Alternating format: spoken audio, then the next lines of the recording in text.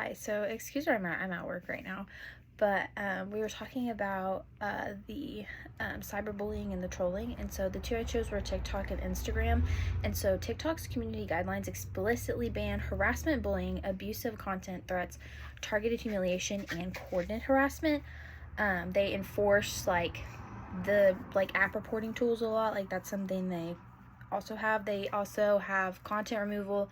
It mentions temporary or personal account bans, and then also features filtered comments and restricted mode. That's also on there, but it's not explicitly mentioned. But they never explicitly also define trolling as a category. They also don't address loopholes or the psychological effects or trolling at all. So they never actually explicitly address those.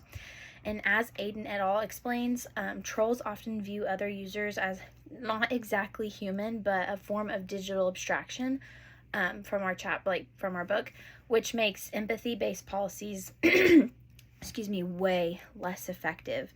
And then Instagram's community guidelines explicitly say, they explicitly prohibit bullying or harassment, repeated unwanted messages, shaming, degrading, blackmail, or impersonation.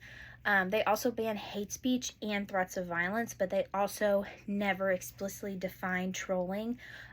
Or they also don't address or talk about Finsta accounts, like the fake Instagram accounts. And they don't also acknowledge or explicitly talk about the psychological motivations and effects that happen in that realm too.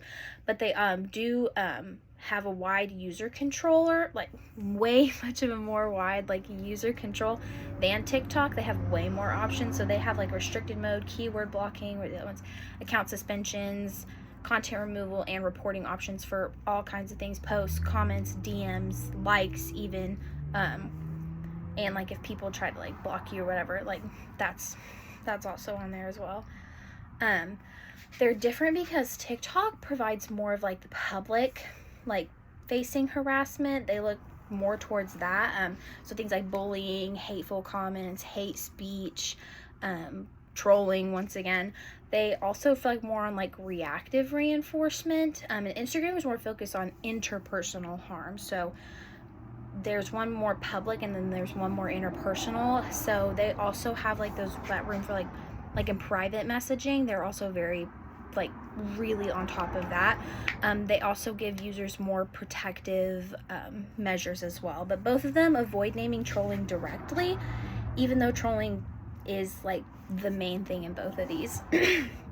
So TikTok, the safety that TikTok tends to prioritize is the creators and the public figures, so the influencers, the people that are making the money. And then Instagrams is the interpersonal, so people in your private messages, if you're getting harassed there, or you more personally, anybody can be protected by Instagram. So that's kind of that side of it. Instagram's just more personal overall, and TikTok's more public and kind of more money making is what it sounds like.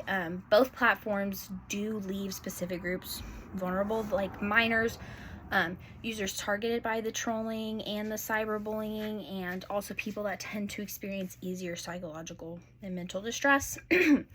And as Savage and Dice in 2019 mentioned in chapter 15 in our book, victims of cyberbullying lack a safe space because they can be publicly victimized through a variety of computer-mediated technologies, including social media websites at any time or any place.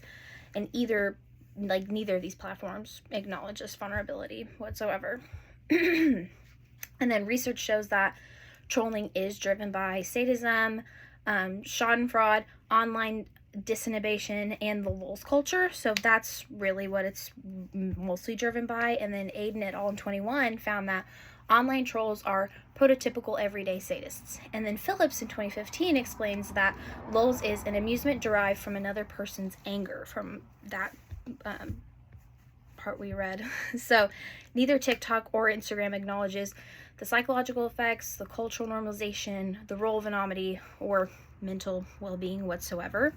And then Phillips in 2015 argues that the most exceptional thing about trolling is that it's not very exceptional, which I found to be very fitting for this as well. And both platforms tend to address the symptoms and not the main causes of the problem. And then my open-ended question would be, how should these platforms redesign their everything all together, to not just address the behavior of trolling, but to address like the psychological behaviors as well. So yeah.